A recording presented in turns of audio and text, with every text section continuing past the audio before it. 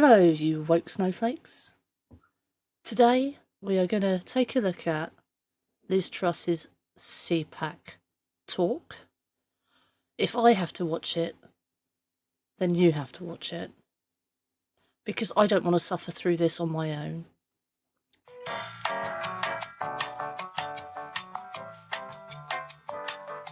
So you've probably seen from the length of this video, it is quite long because Liz Truss does like to ramble quite a bit. So I've done you a solid and I've broken down a too long don't read version of Liz Truss's CPAC speech. So here are her talking points. She says we, as in we, are under Trump leadership, so I guess that means she's American now. She waits for applause and laughter on numerous occasions. Spoiler alert, that doesn't happen. She thinks the Labour government are socialists. She thinks the establishment deep state stooges ruined everything for her. She doesn't know what a failed state is. She thinks that people who are involved in gangs that do horrible things to children are all non-white, which is not the case. It's a bit complicated to get into here in the TLDR, so you can see why later. She thinks the Labour government aren't deporting anyone and misrepresents several deportation cases, one of which at least happened under a Conservative government. She's proud she unbanned fracking, which was promptly rebanned by Rishi Sunak, so go you. She doesn't understand that we have high energy prices and can't make steel because the Conservatives under Margaret Thatcher sold off all of the British government-owned assets and infrastructure relating to energy and steel. She completely ignores the effects of her mini-budget and blames the Bank of England for high interest rates and other issues. She chucks in some casual racism, anti-trans rhetoric and anti-capitalist hate for a nice little soundbite. She forgot she wasn't democratically elected by the UK voting public. She claims that the US was funding the BBC and other things while completely missing out key facts. She claims the UK wants a Britain Trump, as if Boris Johnson wasn't bad enough. She claimed people are being arrested just for posting on Facebook or praying in the street, and of course ignores the illegality of what these people actually did. This is the main point. She's launching a free speech media network. She doesn't go into any details about what that means, and I don't know why we need it when we have Twitter, Rumble, Truth Social, Telegram. So I'm sure it's not going to be a grift at all.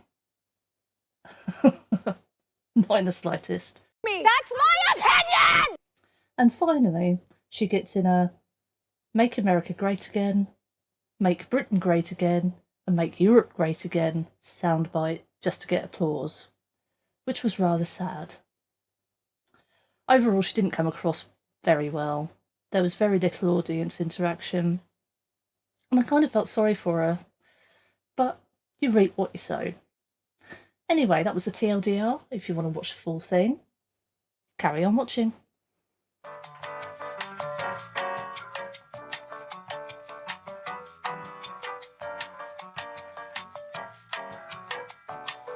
So just a little bit of a background on who Liz Truss is, where she's come from, all that kind of stuff. So Liz Truss was the shortest serving Prime Minister in the UK. She made it to 46 days. She'll be forever associated with a mini budget, which was basically an interim budget that she put together with Kwasi Kwarteng, her Treasury Secretary, a few days after she took power. And the problem was it was completely unfunded and basically seen as just pandering to rich city boys. It had £45 billion of unfunded tax cuts, which understandably sent the market into a free fall. After the budget was announced, the pound tanked to one of the lowest levels I've ever seen. It took a while for us to recover from that, but apparently she was a genius, and It was everybody else that was at fault. So that tells you the kind of person that she thinks that she is. In recent years, she has become a bit of a right-wing fanatic, to put it politely. She tried to reinvent herself in 2024 by appearing at CPAC and just came across as slightly unhinged. I think that's a polite way of putting it. The article from Politico reports that she was happy to follow those who thought that Trump beat Biden in the 2020 election, which, considering she was our Prime Minister at one point, is quite concerning. And she also suggests that a shadowy deep state was responsible for the abrupt end to her premiership. The deep state that she's referring to on multiple occasions is the civil servants, the ones that do the day-to-day work. They're not political appointments. They get the job based on their skill set and merit. And to say that they're deep state would be to say that they were actively working against her, which is not true. She was just incompetent. I think that's a fair description of her tenure. But weirdly, she first started her political career as a Liberal Democrat, who are, well, they were originally centre-left. They're now centre and under Ed Davey currently, because they want to battle the gains that the Reform UK Party Limited are making, are becoming a bit more right-wing, which is a shame. The Liberal Democrats were a party you could vote for if you were more on the socialist side, but now it's leaning into right-wing politics. There's not many places left for socialist people politically to find a home. But as it became apparent, she was never going to really get anywhere in a political career as a Liberal Democrat, because they're not a hugely vote-winning party. She jumped ship and became a Conservative MP, albeit one with liberal views, more liberal than your general Conservatives. Then the 4th of July came and Liz Truss lost her seat as an MP. What a shame. It was actually quite a surprise, because the constituency that she was parachuted into years ago was actually a Conservative stronghold. It was pretty much a safe seat. And she had a 25,000 plus majority, which disappeared. She came second to a Labour candidate by 600 votes.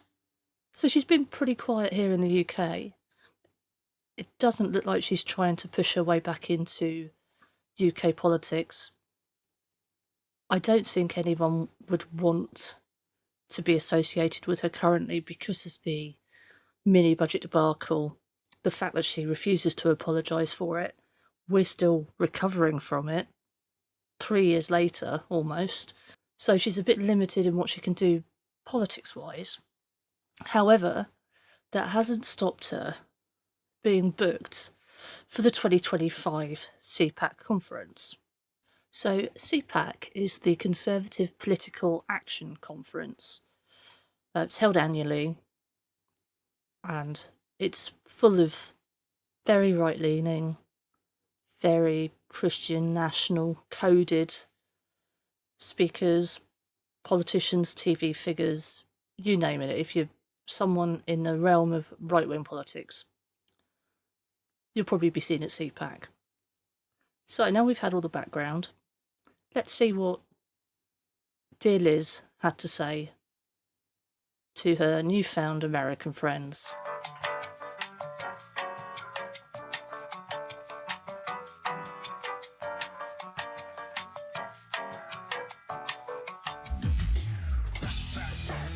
Ladies and gentlemen, please welcome former Prime Minister of the United Kingdom, Liz Truss.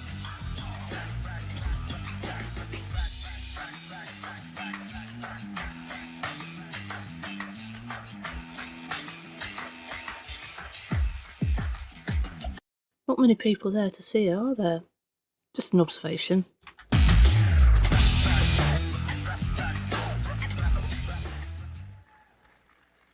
Well, ladies and gentlemen, it's fantastic to be back in America.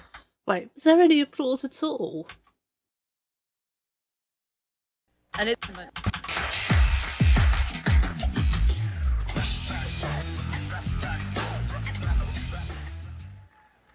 A little bit, well, a ladies and smattering. gentlemen, it's fantastic to be back in America. And it's fantastic to be back at CPAC for the second year in a row. But last year, there was a dark cloud hanging over this conference. It was called Joe Biden. And this year, we are now under the leadership of President Donald Trump. Why is she saying we? We are under the leadership. She's British. She's not under Donald Trump's leadership. She's under Keir Starmer's leadership. This is truly the golden age of America. She was so waiting for applause then. Oh my word. But I'm sad to report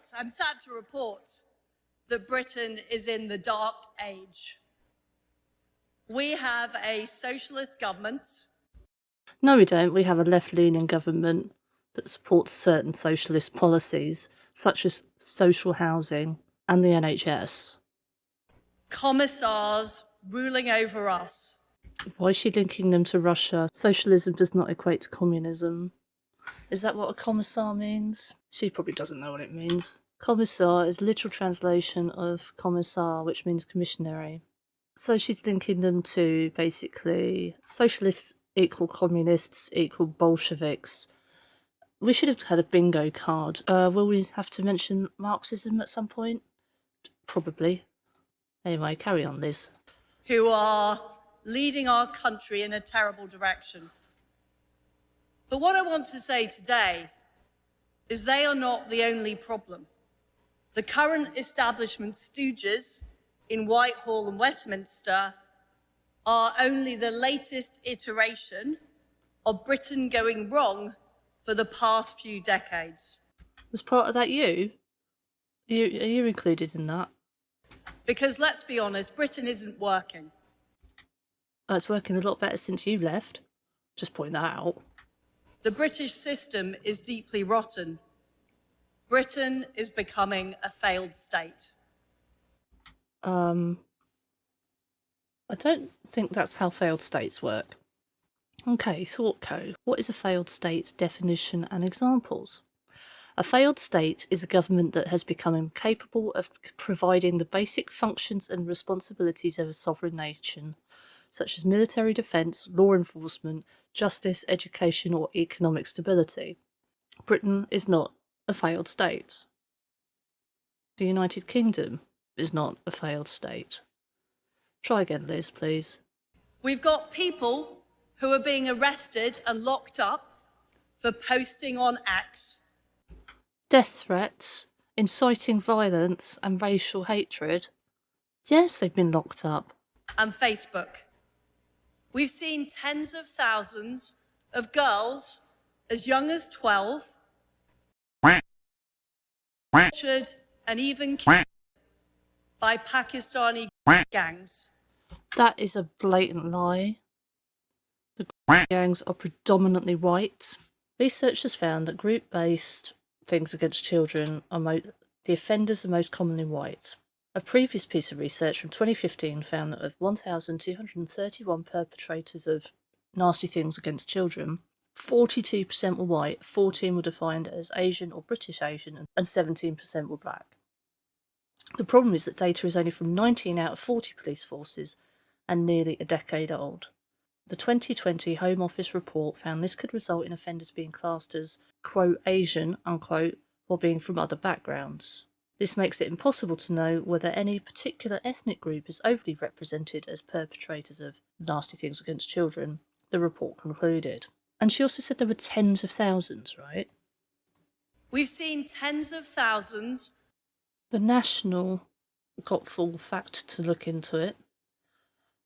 And basically there aren't accurate enough figures for people to know exactly how many children have been affected by this. But in 2023, a task force helped police forces identify and protect over 4,000 victims in 12 months. But the way that Truss is talking is that there's tens of thousands happening yearly. Is that what she's saying? I'd also point out that this happened under a Conservative government. So, there's also that. And yet many of those perpetrators have not been brought to justice. In fact, those crimes have been covered up, and we know that the authorities colluded. That's worrying if true, but I don't think it is true. Hello, Editing Katie here. It's not true. 9 men were convicted in 2012. Further men have been convicted since then, with a total of 42 being arrested and charged and convicted as of January 2024. So there wasn't a cover-up. The police were just their usual incompetent selves. No change there then. There have been several arrests. It's one of the reasons why Tommy Robinson's in prison now, isn't it? Because he committed contempt of court by almost derailing one of the gang trials. So to say nothing's been done and no one's been arrested, that's not true. We know there was police collusion, and we know there was collusion from the local council. No, there wasn't collusion. She's making it sound sinister.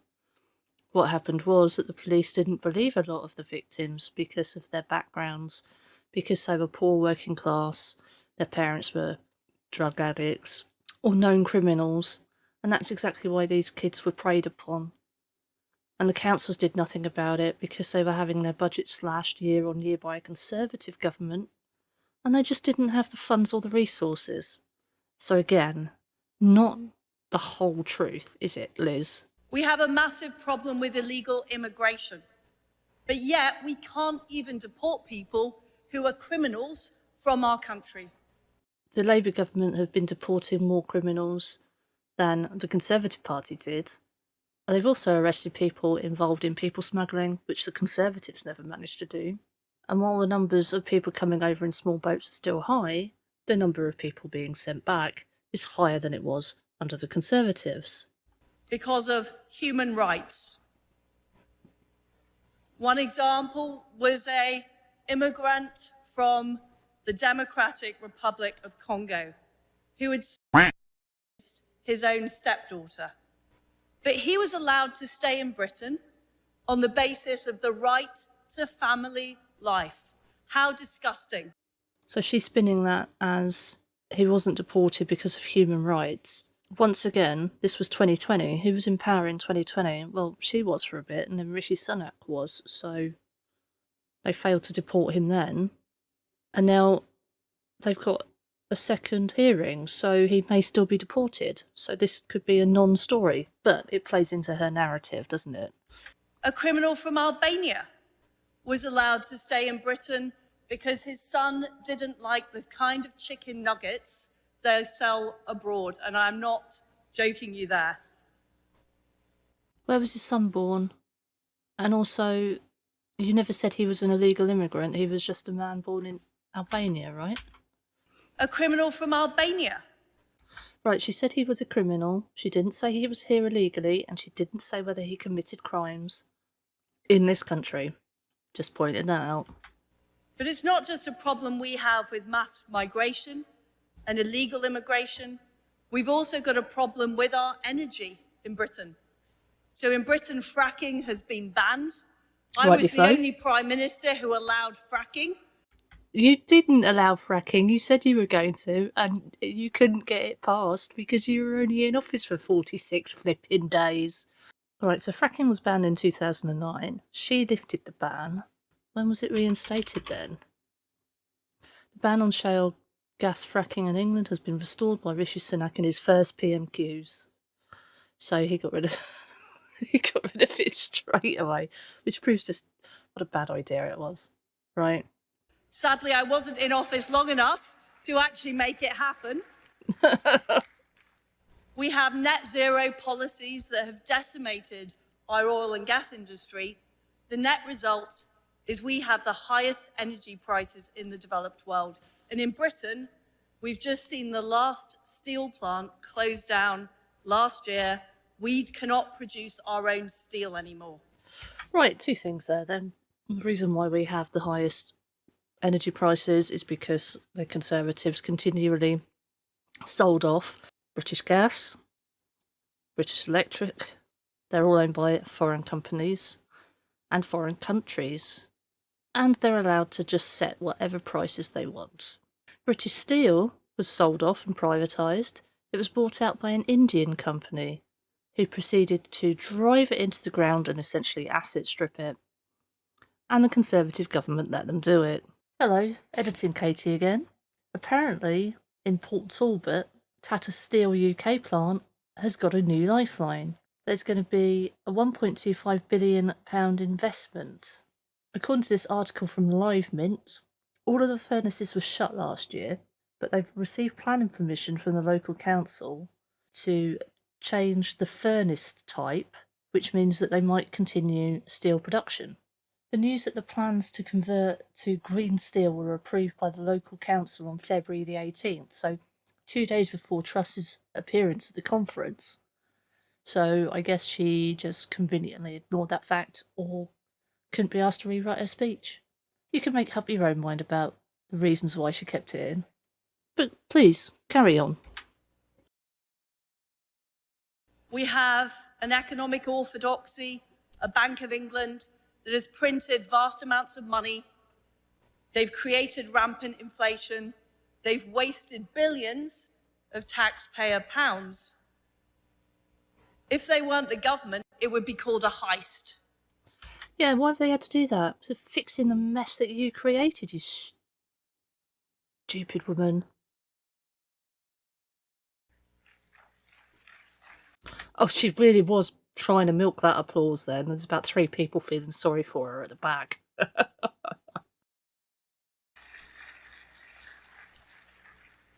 Yet in none of these cases, have any of these people, any of these authorities been held to account for the fact they have completely failed. And we're in a situation where Britain is almost bankrupt.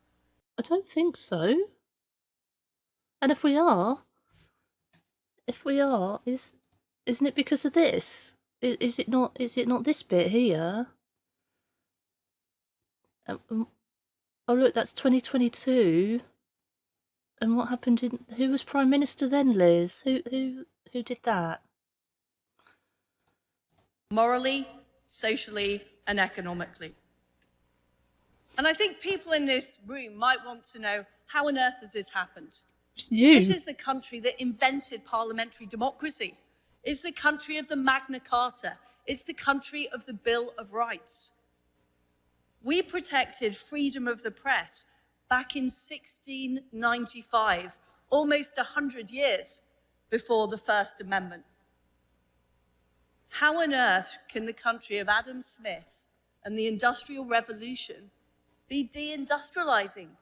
It doesn't make any sense. It makes perfect sense because you sold everything off and you made it nigh on impossible for British companies to compete with foreign businesses because you sold off everything in the 70s and 80s and now we're having to pay for it because you were just so into flipping deregulating the financial sector, which directly led to the 2008 flipping global crash, didn't it? Oh my God. And the answer is that everything that made Britain great is being destroyed by an establishment that hates Britain and hates the West.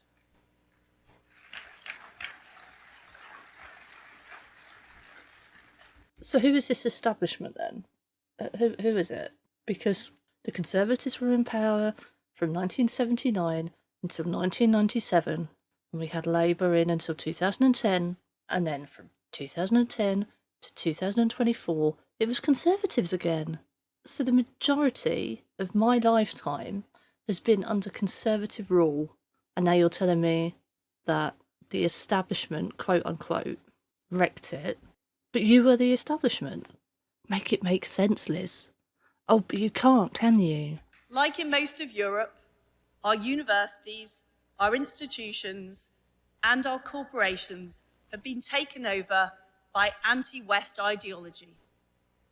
Islamism, green extremism, anti-capitalism, wokery, transgenderism, you name it, they've adopted it.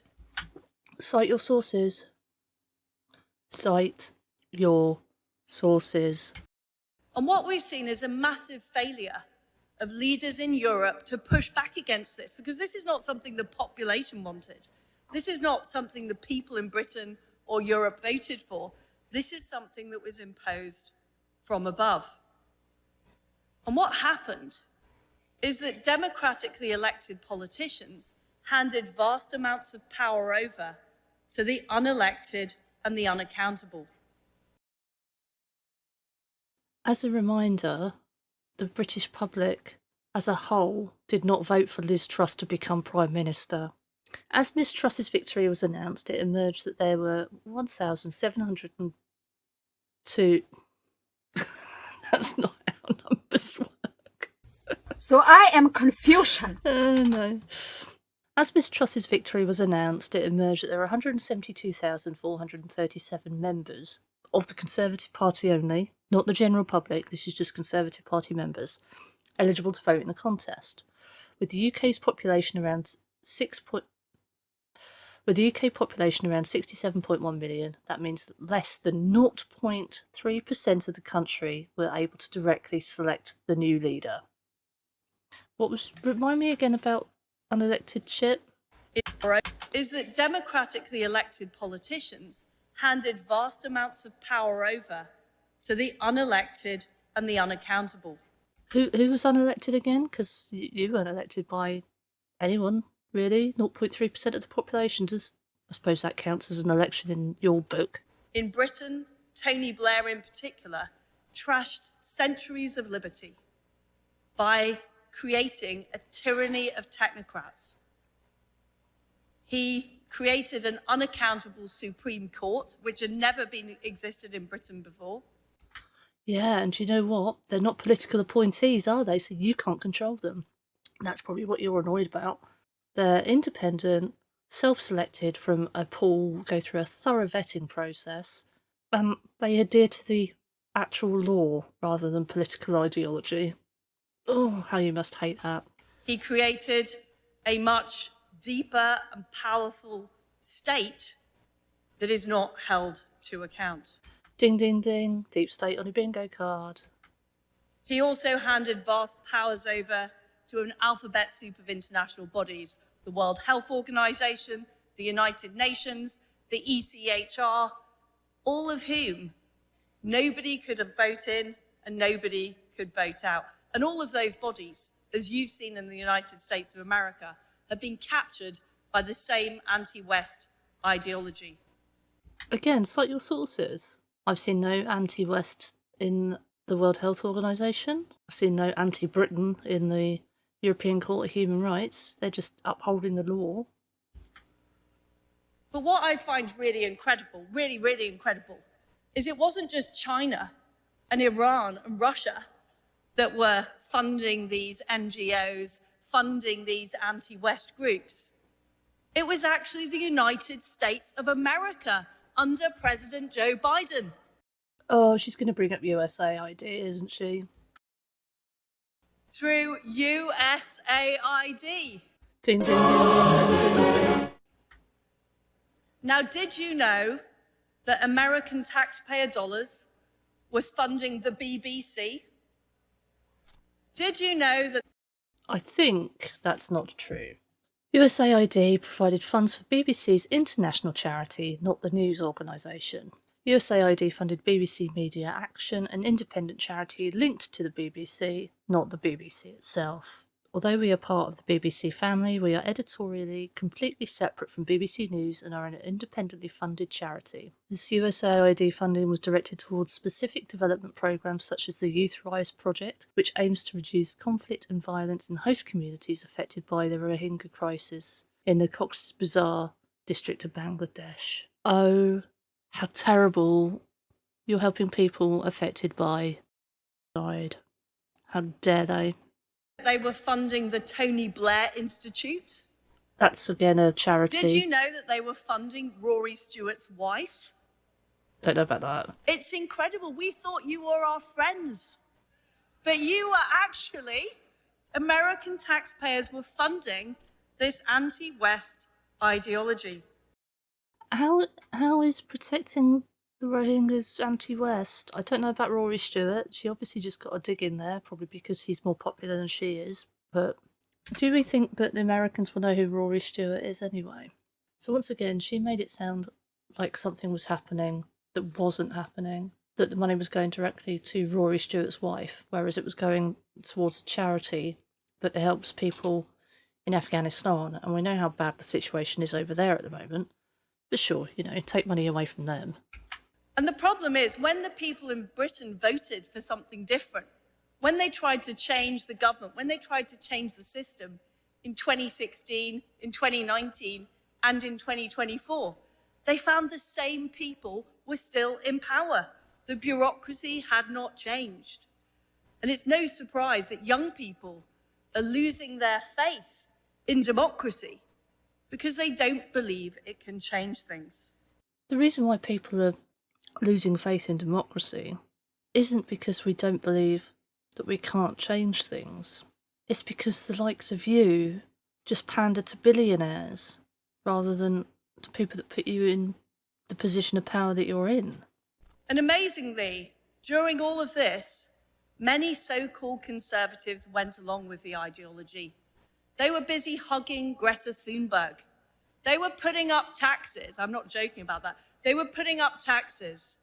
They were increasing immigration. They were pursuing transgender ideology. What has she got with transgender ideology? I don't recall any pro-transgender rhetoric from Theresa May. She did start something and never followed it through. Boris Johnson certainly never did anything. You didn't do anything because you were in power for 46 days. Rishi Sunak just completely ignored it and hoped it would go away. And now Keir Starmer is rolling back certain protections. So where's the ideology there? I do not know. And it's no wonder that the Conservative Party had its worst defeat since 1834. Oh, that was your fault though, sweetheart. That was 90% of it down to you. Patriotic Brits have had enough. They've had enough. And we look across the Atlantic with envy.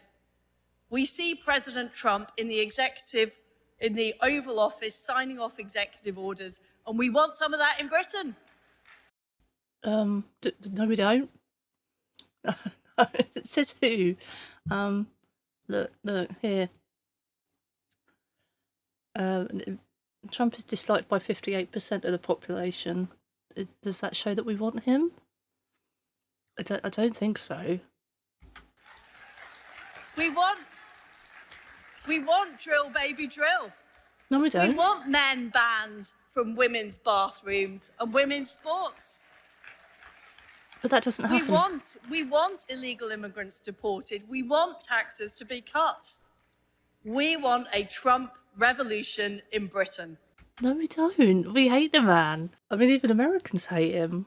Right, so most polls taken in the first few weeks of his second term, as in Trump's, show more people approve of Trump's job performance than disapprove of it.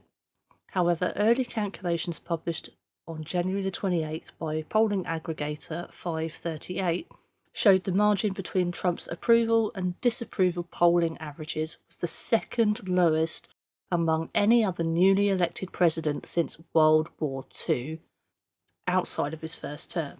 And that margin, also known as net approval rating, has shrunk as more polls have been released.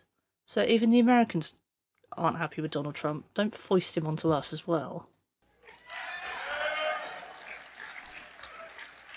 That's not even a massive amount of applause. We want to flood the zone. We want Elon and his nerd army of muskrats examining the British deep state. No, thank you. Ladies and gentlemen, we missed the first American Revolution in 1776. In fact, it was actually a revolution against us. But we want to be part of the second American Revolution. No, we don't.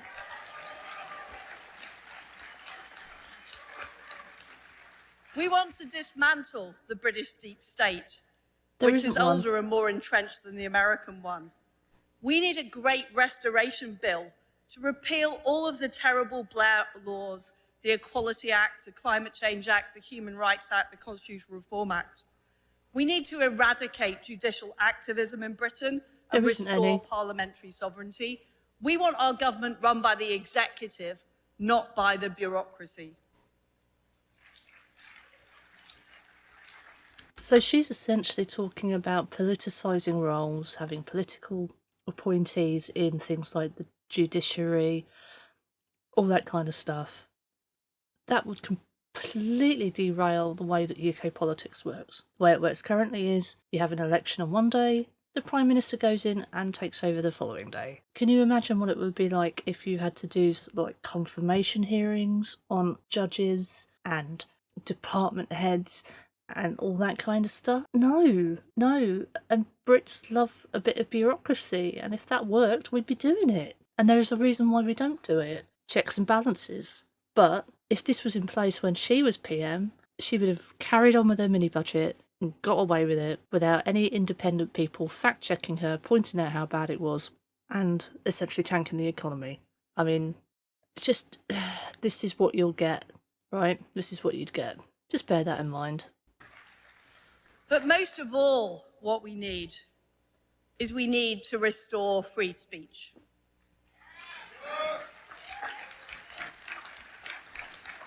This is the lifeblood of our democracy. And J.D. Vance is right. Vice President Vance is right. Free speech is in retreat in Britain and in Europe. Hello.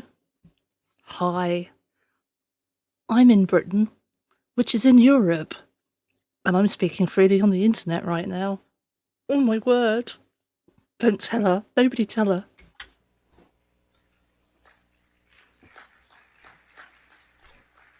To Europe's governments, particularly Britain, they see George Orwell's 1984 as an instruction manual.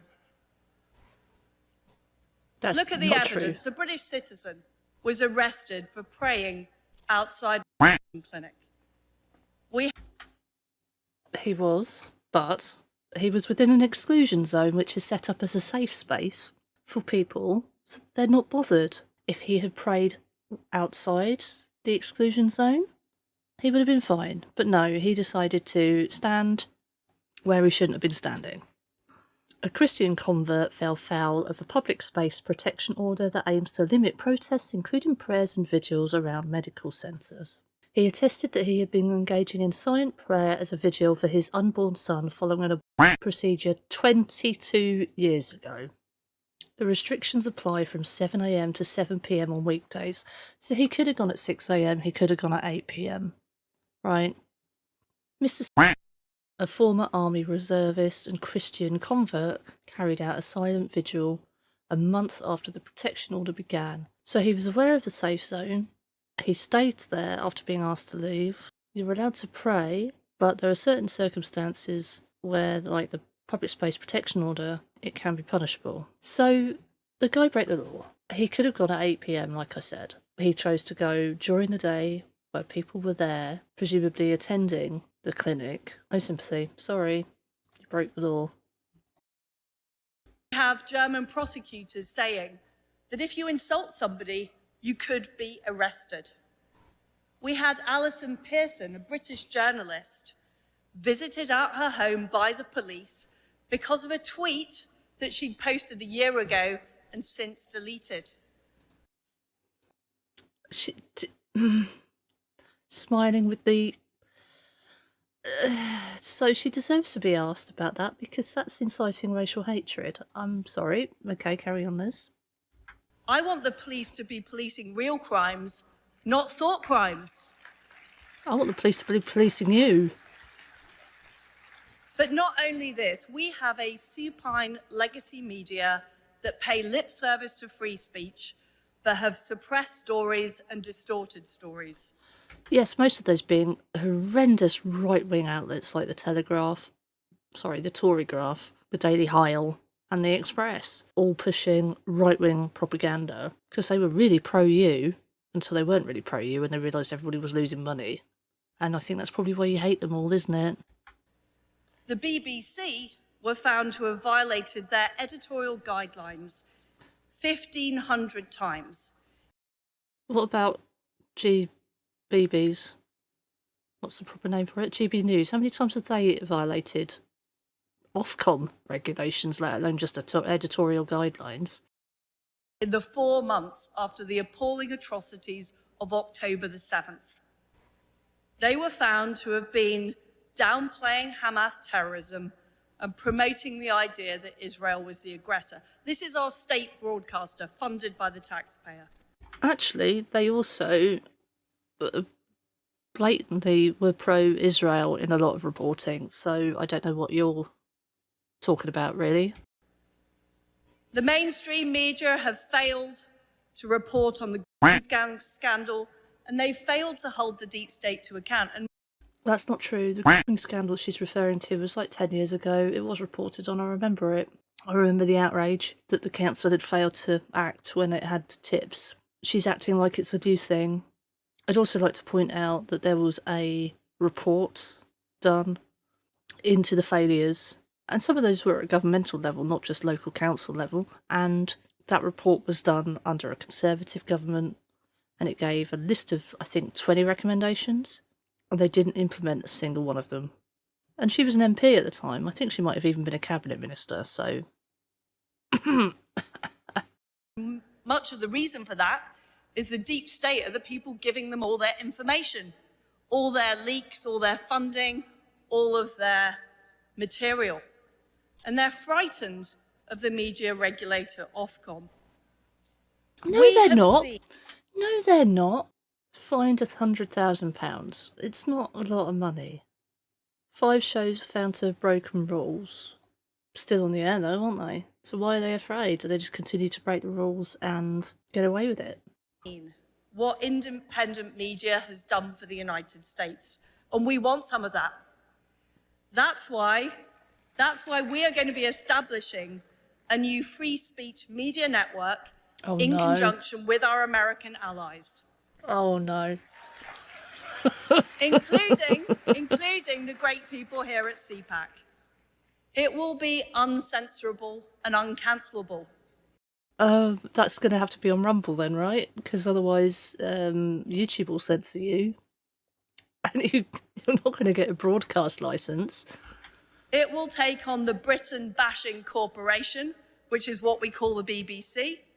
I've never heard it called that, but okay. It will take on Starmer and his socialists. They're not socialists, but okay. And it will take on the censors of Germany. Why are you involving Germany in this when you're talking about BBC, therefore it's Britain, and Starmer, therefore it's Britain, but Germany? Because it's only by telling people the truth. In the United Kingdom, in Europe, in the Anglosphere, in America, that we will turn our backs on the war's West against itself. All of the people here are working to make America great again. I believe that we can make Britain great again. I believe that we can make Europe great again. And I believe that together, we can make the West great again. Thank you. Thank you.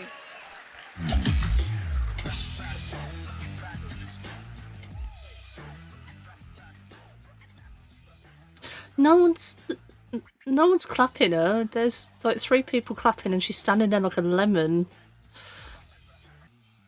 Look at all the empty seats.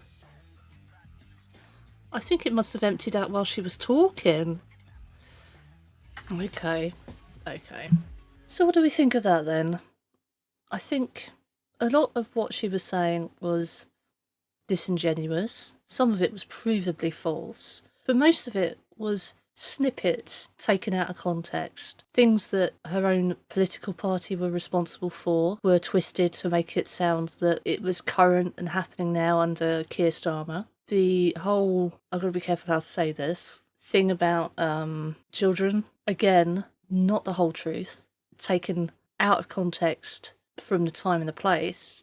She failed to mention that it was her government that was in power, that they received recommendations and did nothing about it, and are now just making it a thing to score points against Keir Starmer because he was Director of Public Prosecutions at the time, and he did take them to court. He did prosecute people, or directed the Crown Prosecution Service to bring charges. You have all the comments of not being able to make steel, having high energy prices. It's all down to Margaret Thatcher, who's in the picture there. And she sold off British Steel, British Gas, all of the energy companies, the water companies, which is why we've got sewage in the rivers now. And yet, that's Keir Starmer's fault. Somehow. So I think a lot of what she said was, for want of a better words, what people wanted to hear, what they expected to hear, what they thought a Conservative, capital C, should be saying. And she's talking about free speech and the truth, and yet she's not saying it herself. This whole thing about a media company, she started up her own like free speech company. That's going to be interesting to watch, because I'm not sure how that's going to work in all practicality, unless it's hosted on an existing platform like Rumble, which, how many viewers does that get? I don't know, not many, I wouldn't have thought. It's not like mainstream media, is it? But then, I guess they like being subversive. Those were my thoughts. What did you think? Let me know in the comments. Editing Katie here again. Also, let me know if you like this style of video, where I break down people's speeches or media appearances. It's something I quite enjoy doing, and I'd be interested to know if you want to see more of it. So drop that in the comments too. Oh, and drop a like as well, because that makes me happy. Thank you. Those were my little thoughts, my interjections on it.